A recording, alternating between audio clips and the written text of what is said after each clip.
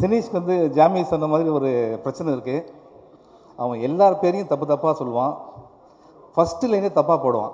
For example கொடியிலேனா மடியிலேன்னு போடுவான். Okay, இந்த படம் பேர் ninja.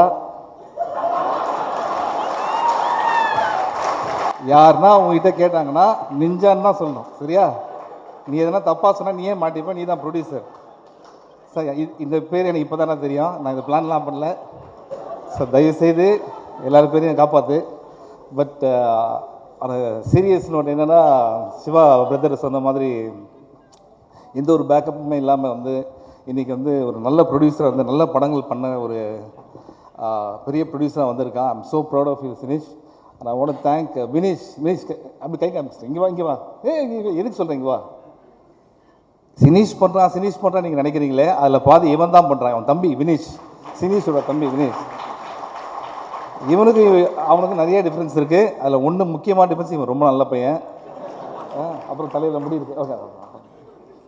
So recent times we become very close மச்சான். All the best. அண்ட் இதெல்லாம் முடிச்சுட்டு முந்தைய கூட என்ன அவன் தான் ட்ராப் பண்ணான். அப்போ என்ன சொன்னான், சீக்கிரம் ஒரு படம் பண்ணோம் சார் அப்படின்னா.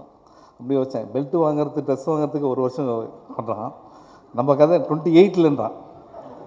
கிளாடியேட்டர், டைட்டானிக் அந்த ரேஞ்சில் சொல்கிறேன் நீ. ஓகே, இருந்தாலும் மச்சான் ஐம் வெரி ஹாப்பி. அண்ட் இந்த படத்தில் இருக்க எல்லாருக்குமே என்னுடைய வாழ்த்துக்கள்.